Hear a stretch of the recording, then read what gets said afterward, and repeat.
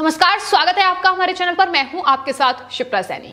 Corona का गंभीर संकट देश पर मंडराया है, लेकिन इस मुश्किल घड़ी में एकजुट होने की बजाय कांग्रेस पार्टी अब एक नया षड्यंत्र रच रही है। कांग्रेस पार्टी ने देश की जनता को विद्रोह के लिए उकसाया है। दरअसल देश कोरोना महामारी से जूझ रहा है, लेकिन विपक्ष खासतौर पर कांग्रेस पार्टी और उनके नेता किसी मदद के बजाय सिर्फ और सिर्फ घटिया राजनीति करते नजर आ रहे हैं।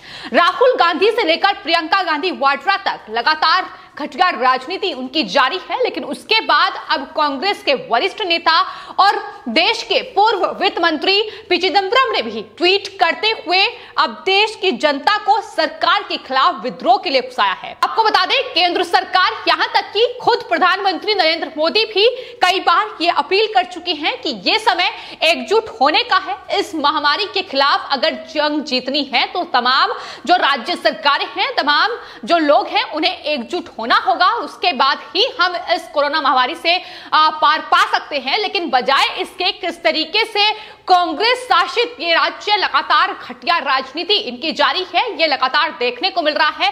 रेमडेसिविर इंजेक्शन से लेकर ऑक्सीजन की कमी और यहां तक कि वैक्सीनेशन पर भी लगातार लोगों को गुमराह करने की इनकी कोशिशें तेज हैं। लेकिन अब जिस तरीके से देश के पूर्व वित्त मंत्री और कांग्रेस पार्टी के वरिष्ठ नेता पी चिदंबरम का ट्वीट सामने आया है, वो बता रहा है कि किस तरीके से सिर्फ और सिर्फ एक बदले की भावना से इस वक्त राजनीति की जा रही है। लोगों की जान किस तरीके से देश का विपक्ष ले रहा है, ये दरअसल देखने को मिला है। कभी वैक्सीन पर फन फैलाकर तो कभी वैक्सीनेशन और ऑक्सीजन पर राजनीति कर। लेकिन अभी जो ट्वीट उनकी ओर से किया गया है, उसमें उन्होंने देश के स्वास्थ्य मंत्री डॉक्टर हर्षवर्धन के बयान को लेकर आक्रोश जाहिर किया है। उन्होंने कहा है कि दरअसल देश के स्वास्थ्य मंत्री ये कहते हैं कि वैक्सीन की कमी नहीं है, लेकिन वहीं इसी के साथ उत्तर प्रदेश के मुख्यमंत्री योगी आदित्यनाथ को भी कटघरे में खड़ा किया है, उन पर भी आक्रोश जाहिर किया है। उन्होंने कहा है कि उत्तर प्रदेश में टीके की कोई कमी नहीं है। ये उत्तर प्रदेश के मुख्यमंत्री का बयान था। पी चिदंबरम ने कहा कि जनता को उस सरकार के खिलाफ विद्रोह करना चाहिए जो ये मानकर चल रही है कि भारत के सभी लोग मूर्ख हैं। सिर्फ इतना ही नहीं, उन्होंने कई ट्वीट किए हैं, जिसमें एक ट्वीट करते हुए ये लिखा है कि क्या सभी टीवी चैनल झूठे विजुअल्स चला रहे हैं, क्या सभी न्यूज़पेपर गलत खबरें दिखा रहे हैं, क्या सभी डॉक्टर्स झूठ बोल रहे हैं, क्या उनके परिवार के सदस्य गलत बयान दे रहे हैं, सभी तस्वीरें क्या झूठी हैं। ये पी चिदंबरम का ट्वीट है जो उन्होंने सरकार पर निशाना साधते हुए किए हैं। लेकिन उसके बाद अब कांग्रेस पार्टी पर ही तमाम सवाल आकर खड़े हो रहे हैं, जिसके बाद सवाल यह है कि कांग्रेस पार्टी के वरिष्ठ नेता पी चिदंबरम ने क्या कांग्रेस शासित राज्यों की तस्वीरें नहीं देखी हैं, या फिर उन तस्वीरों को देखकर भी अनदेखा किया है, जिसमें राजस्थान है, छत्तीसगढ़ है, महाराष्ट्र है। जाहिर तौर पर इन तमाम राज्यों में कोरोना महामारी के दौरान क्या तस्वीरें निकलकर सामने आ रही हैं, ये किसी से छिपी नहीं है।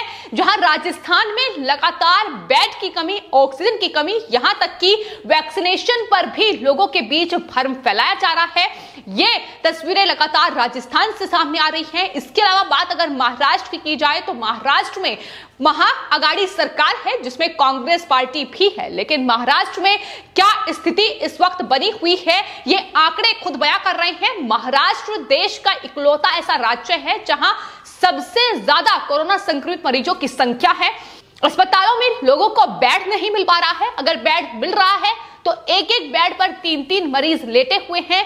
यह महाराष्ट्र की तस्वीर है जो निकलकर सामने आ रही है। लेकिन पी चिदंबरम ने इन तस्वीरों पर गौर नहीं दिया है। जाहिर तौर पर उत्तर प्रदेश पर वो निशाना साध रहे हैं, लेकिन दिल्ली में बैठकर जब वो उत्तर प्रदेश पर निगाह रख सकते हैं तो जाहिर तौर पर वो दिल्ली में बैठकर राजस्थान, महाराष्ट्र, छत्तीसगढ़ और पंजाब जैसे राज्यों पर भी उन्हें गौर करना चाहिए, जहां उनकी पार्टी की सरकार है। लगातार लोग अब पी चिदंबरम को घेरते नजर आ रहे हैं।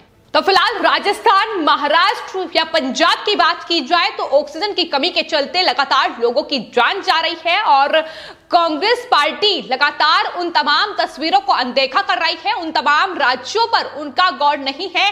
तमाम राज्य, फिर चाहे बात राजस्थान की जाए या फिर महाराष्ट्र की जाए, पंजाब की जाए, तमाम राज्य के जो मुख्यमंत्री हैं वो लगातार सारा ठीकरा केंद्र सरकार पर फोड़ते नजर आ रहे हैं, अपनी जिम्मेदारी से पूरी तरीके से पल्ला झाड़ चुके हैं। लोगों की जान लगातार इन राज्यों में जा रही है, लेकिन आपको बता दें केंद्र सरकार की पुरजोर कोशिश है कि तमाम वो राज्य जहां लगातार कोरोना संक्रमित जो लोगों का आंकड़ा है वो बढ़ रहा है, उसमें ज्यादा से ज्यादा मात्रा में ऑक्सीजन, रेमडेसिविर इंजेक्शन यानी जो कोविड संसाधन है उनको पहुंचाया जाए और कोशिशें लगातार जारी हैं। लेकिन अफसोस ये है कि कांग्रेस पार्टी इसको लेकर किस तरीके से देश की जनता को गुमराह कर रही है। सरकार के खिलाफ विद्रोह किया जाए, ये देश के पूर्व वित्त मंत्री पी चिदंबरम का बयान है जो जाहिर तौर पर उकसाता नजर आ रहा है। लेकिन सवाल उनसे भी पूछे जाएंगे कि आखिर कांग्रेस शासित राज्यों में उनकी क्या हालत है। लेकिन कांग्रेस पार्टी जिस तरीके से केंद्र सरकार पर निशाना साध रही है, उन्हें यह बिल्कुल नहीं भूलना चाहिए कि कहीं ना कहीं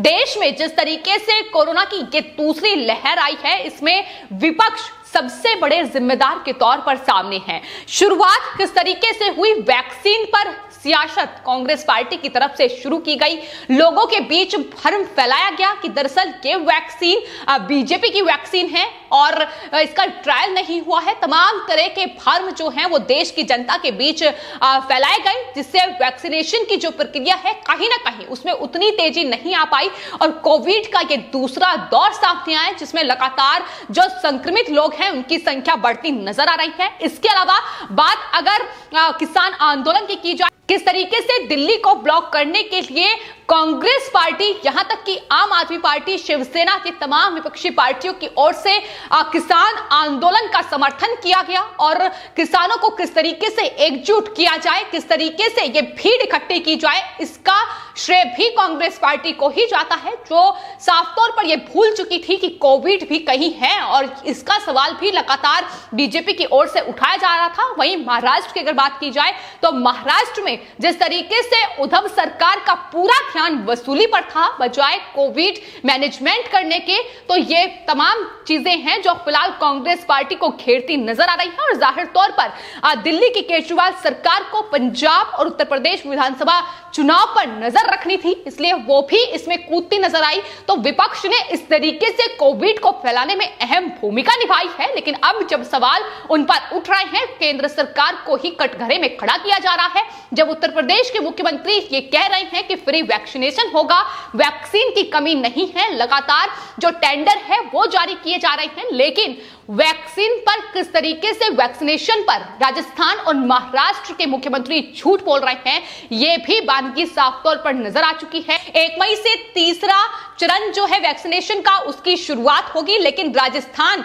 सरकार यह कह चुकी है कि दरअसल उनके पास वैक्सीन ही उपलब्ध नहीं है। तो ऐसे में वो 1 मई से वैक्सीनेशन की जो प्रक्रिया है उसकी शुरुआत नहीं कर पाएगी। 15 मई के बाद इस वैक्सीनेशन की प्रक्रिया को शुरू किया जाएगा।